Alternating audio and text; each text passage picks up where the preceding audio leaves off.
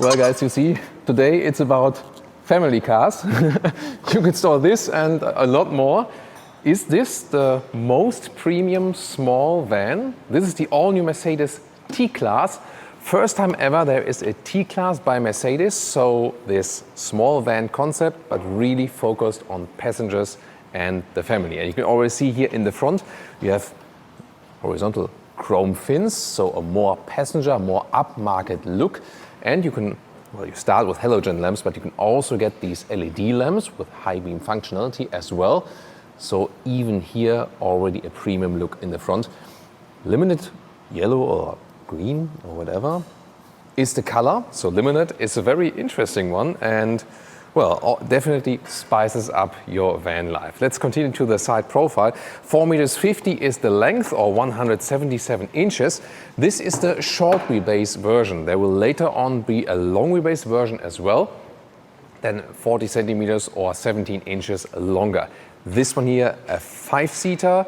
The long wheelbase one will be a 7-seater. Wheels, 16-inch steel, 16 aluminum, or here the 17-inch aluminum alloys. This is also in the biggest choice possible, once again to create a more upmarket look. Well, and then towards the side profile, you can already see here you got these roof rails, and you have an integrated carrier, so you can put these bars across actually, so you don't need to buy one extra. It's basically already included. It's also a quite clever feature and actually easy to install and deinstall. Another specialty is a lot of the stuff is already standard equipment. For example, here, the sliding doors, and there's another one at the other side. So at both sides, even from the standard base version. And we'll soon also take a look at the interior and see if this is really premium also on the inside, or just a more expensive Renault Kangoo, which is the corporation model here from Renault. Here, when you have the LED lamps in the front, you also have LED signature in the rear, so this looks cooler and more modern right then. When you have the halogen headlamps, it doesn't look that cool. For the rear, it's also interesting. You can either get this one here, the normal hatch, so to speak, or you can also get a split opening, at least for this version, for the base model, and here for the version style. This is kind of the middle trim level. Soon we're also going to show you the highest trim level, progressive. But so far, design-wise, I have to say, for this segment here, I mean, it doesn't win any design prizes as for, like sports car relations or something. But for this small van class, I think they've really done a good job with the design. Or what do you think? So this is the progressive trim level. You can see the front is kind of similar. Difference here is that we have these additional fog lamps in the lower part, so there's no design element, but the rear lamps then. And this is called Rubelit. This is more like a maybe burgundy wine red or so, also very elegant, but I really like the screaming out yellow color for today, definitely.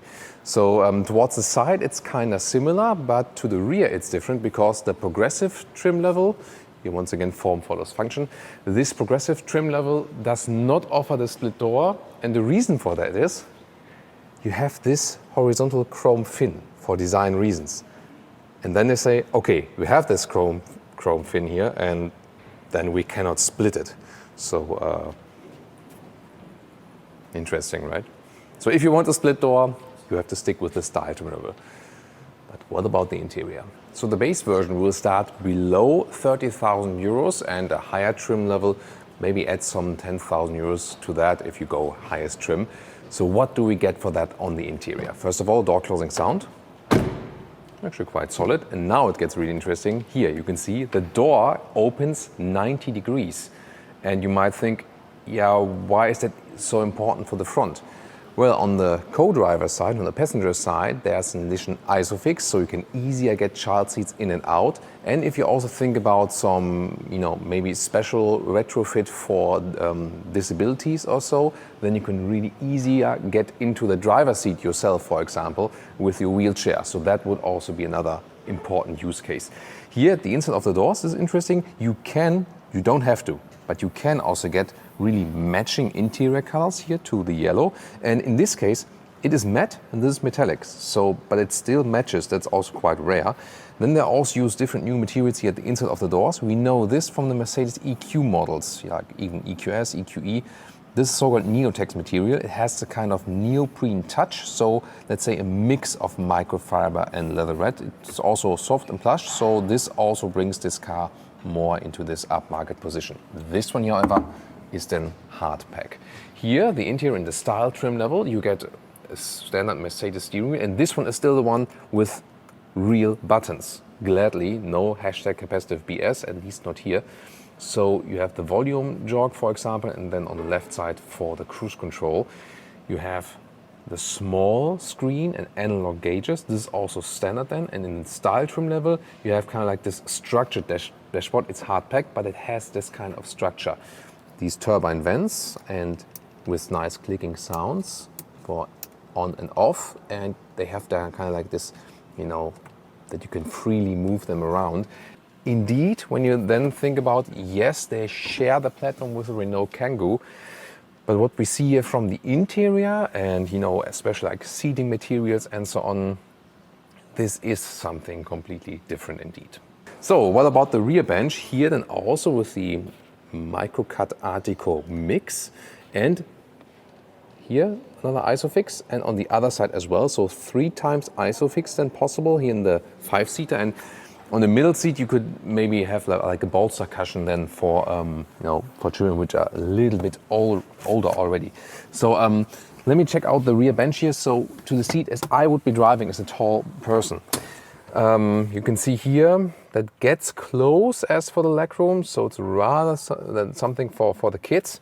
However, the seating comfort itself here, you sit quite upright. You can of course put these head restraints up like this, and also the nice soft microfiber cushion here. That's actually cool, and plenty of headroom, so a nice traveling feeling.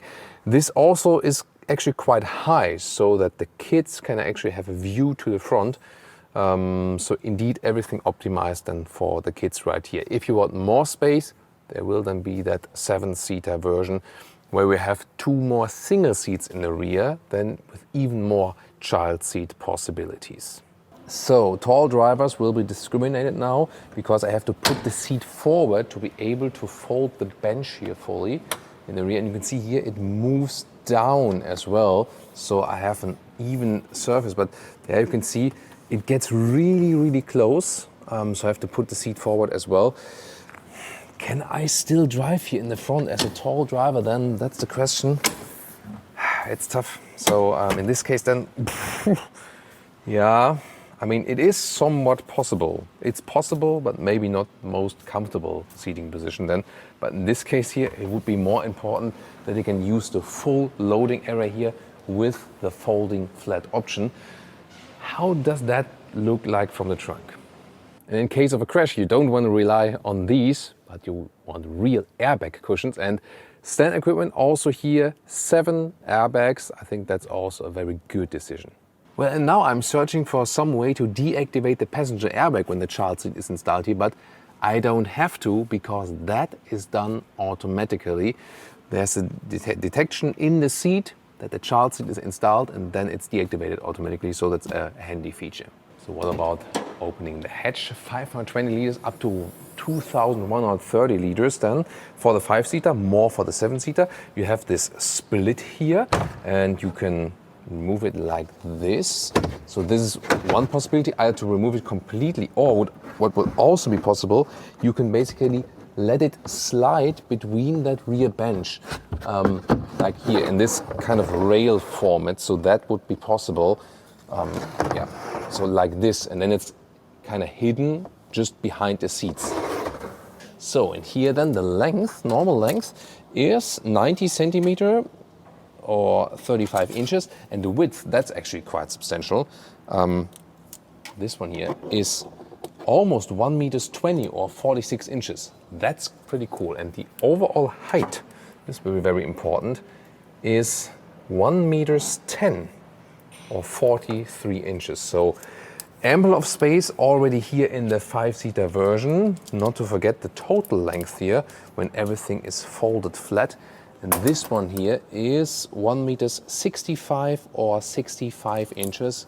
Once again, even more than in the 7-seater version to come. Second trim for today, the progressive trim level, highest trim. Here at the inside of the doors, also the nice neotex material. And then we have more subtle inserts, but that's not connected to the trim level. You can also pick these more subtle elements then, or maybe also a darker one for the style trim level. Difference is here, what you can see, the dashboard. Because here in the highest trim level, it also has this nice neotex structure. Once again, a more premium look. And also, I think it looks a little bit better when there's no yellow accentuation right here. And let's take a closer look here at the dashboard as well. Here, first of all, once again, you have in the middle then there the digital instruments, so to speak, but still some analog gauges. This is 5.5. And then standard is MBUX here in the middle. We'll soon take a different look at that. Here, either manual or 7-speed automatic transmission. And you also have classic climate gauges, easy to control. 7-inch MBUX infotainment system, also standard, and this even features then the voice input with "Hey Mercedes, was kann ich für dich tun? Fahre mich nach Frankfurt." That's a German lesson for today. Ich habe diese Ergebnisse gefunden. Wo möchtest du hinfahren? Yeah, did you know that there are 2 Frankfurts in Germany? It depends on which river you want to have the Frankfurt, and then you can navigate there. So this even works.